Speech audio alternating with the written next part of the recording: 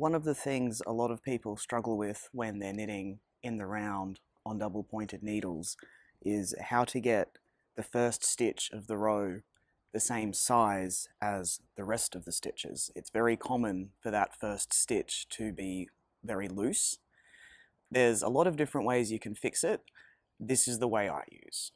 So normally when you go in to start a round, you take the yarn under the needle. That's how most knit stitches are formed. When I start the round, I go over and around before I make the stitch. That's all I do. And then I just knit to the end of the round and do it again.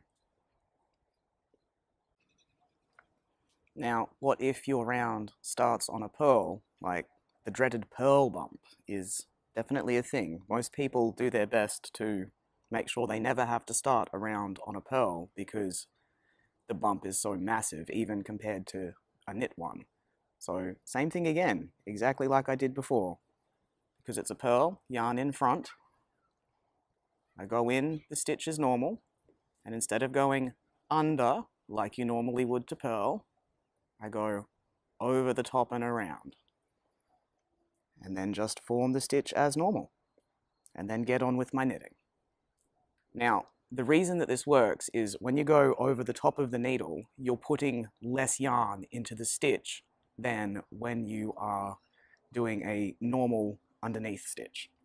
And that less yarn helps to bridge the gap between these two needles. It's having to stretch between this needle here that you're starting with and this needle that you're working on. That's what causes the big stitch at the very start. By going over the top to form that very first stitch, you're putting less yarn into that stitch and making it the same size as all the rest of the stitches.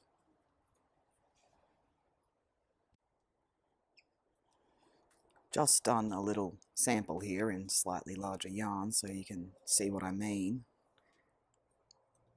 You can see here how the knit and the purl transition is about the same size, like there's nothing funky going on with the stitches. Now, on the other side, where I've started the row with the purl, you can see here this last stitch on the knit row is much, much larger than the ones next to it. And the purl next to it as well doesn't look quite the same. It's a little bit more obvious up here. But that's the sort of thing you get when you're just going around like you normally do. When you go around the other way, you get a much more consistent stitch size. And apparently my tension has evened out a lot because I don't have the big gap that I used to have when I first started knitting in the round. Like these stitches used to be massive, but here with the transition they're the same. So go figure. You'll notice on the other side here it's not quite as bad where I've gone from purling at the end of the round to knitting at the start, but there is still a little bit of stitch variation. That's fairly normal. You're always going to get a little bit of variation in your stitching, and that will work itself out in the wash, essentially. I'll just show you again the technique. So normally, when you start a purl, you go in from the back and go underneath the needle. What I do is go in and then go over the top of the needle at the start of the row. You only need to do it at this one stitch here, and that will help tighten it up. And then we'll just purl across.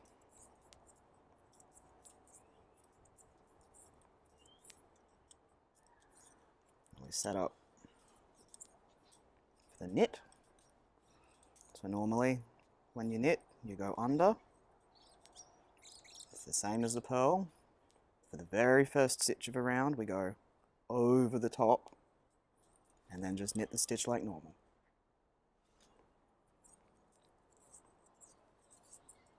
Now, the only thing to be aware of with this method is that when you get to the start of the round with your very first stitch, it will be mounted backwards on the needle.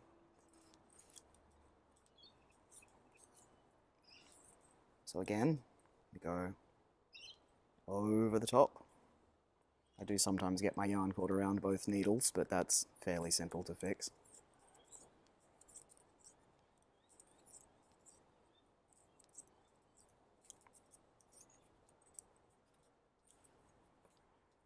Oops. And we're back to the start. You can see here it looks a bit funny because there's just less yarn in that stitch now than there was last row.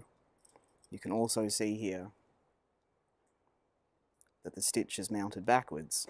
So this one's got the right leg forward, this one's got the left leg forward. But that's simple enough to fix.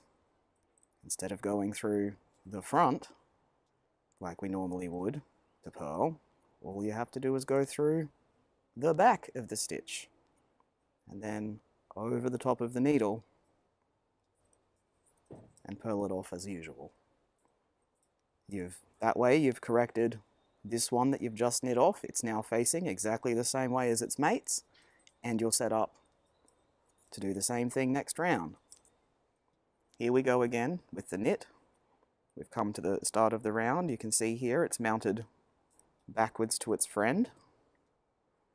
But again, instead of going through the front of the stitch, which you'll find quite hard to do anyway, you simply go through the back of the stitch and then go over instead of under the needle and knit as usual. Now, why might you want to do this? If you're just doing, say, ribbing for the top of a sock or for the start of a sleeve, it's quite simple usually to have each needle start with a knit stitch. Where I find this is very helpful is if you do a lot of arrands or cabling, because most cable patterns will have a purl background so that the knitted cables really pop.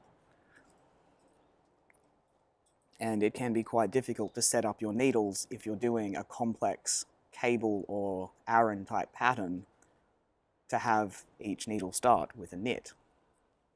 And also, some people, like myself included, really prefer to have the knit side of the bottom of the sock against their foot rather than the purl side. So if you want to purl the bottom of your sock and knit the top in a nice pattern, this gets rid of the purl bumps as well. Thanks for watching. I hope it's been helpful. I will see you next time.